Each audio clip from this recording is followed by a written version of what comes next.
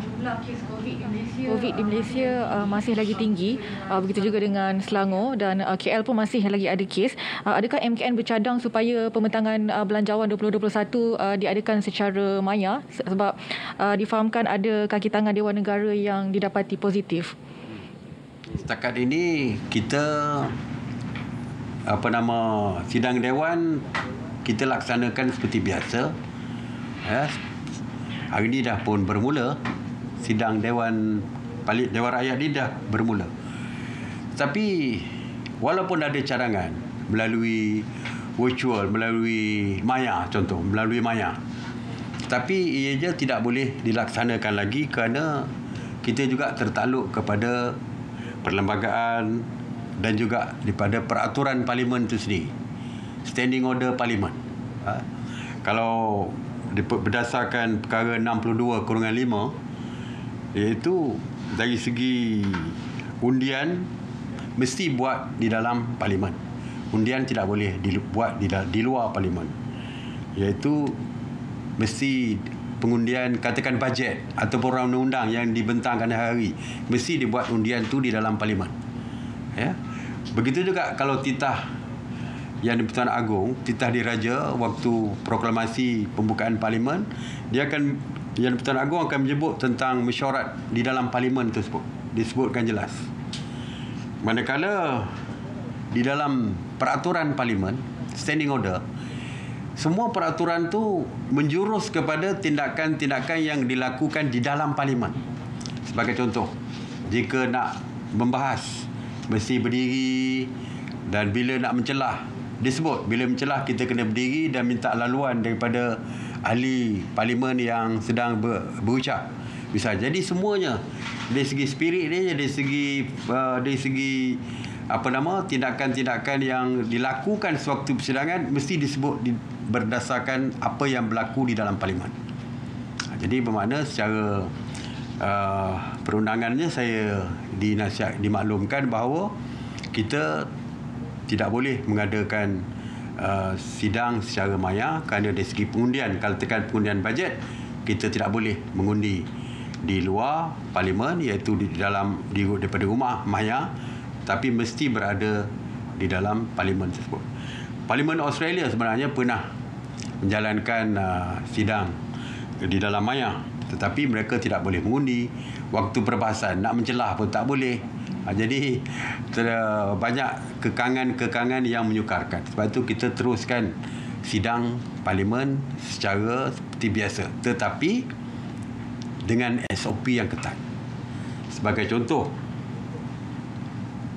wakil daripada Sabah, ahli parlimen Sabah mesti membuat kuarantin dulu sebelum dibenarkan masuk ke parlimen. Semua ahli parlimen, saya sendiri 2 hari lepas membuat swab test. Kerana 3 hari sebelum masuk ke parlimen mesti mempunyai swab test yang menunjukkan kita negatif baru dibenarkan masuk ke parlimen. Pegawai hanya dibenarkan 2 orang saja. Setiap ahli parlimen membawa 2 saja pegawai dan mesti di swab test sebelum masuk ke parlimen. Jadi very strict. Dan parlimen tidak dibenarkan, tidak dibuka lagi kepada orang ramai. Tidak dibuka. Hanya ahli parlimen dan 2 pegawai saja.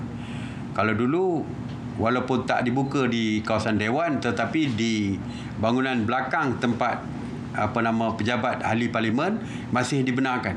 Tapi sekarang di kompaun parlimen pun orang tidak dibenarkan kecuali ahli parlimen dan 2 pegawai saja.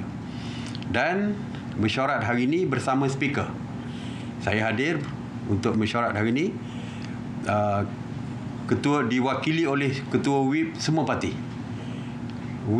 Ketua whip semua parti hadir mewakili parti. Parti semualah, termasuk pembangkang semua sekali. Semua parti pembangkang pun hadir. Berbincang dengan speaker, dengan speaker Dewan Rakyat, dan kita telah bersetuju yang pertamanya untuk mengurangkan jangka masa berada dalam parlimen. Waktu parlimen telah disingkatkan.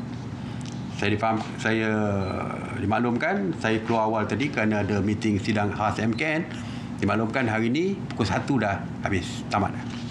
Jadi kita kurangkan jangka masa ahli parlimen berada di dalam Dewan Parlimen. Itu yang pertama. Dan yang kedua, kita kurangkan jumlah ahli parlimen yang hadir di dalam parlimen asalkan cukup koran. Jadi itu diputuskan oleh mesyuarat bersama speaker tadi bersama dengan semua ketua-ketua whip parti. Saya walaupun bukan ketua whip parti sebab saya terlibat dengan SOP ni, saya dijemput hadir. Jadi keputusannya telah pun dibuat bersama parti. Jadi kita bersama parti-parti politik, wakil mereka, dan kita kurangkan dari segi jumlah kehadiran.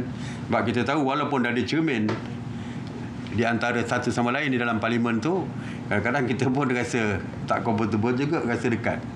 Jadi sekarang kita kurangkan kehadiran supaya dapat dijarakkan, dan pemimpin parti mesti menentukan siapa yang boleh berbahas, kerana perbahasan bajet akan tetap diteruskan di dalam sidang parlimen ini. Sebab kita tak boleh nak buat nak tidak benarkan, kerana bajet merupakan perkara yang amat penting yang mesti diluluskan.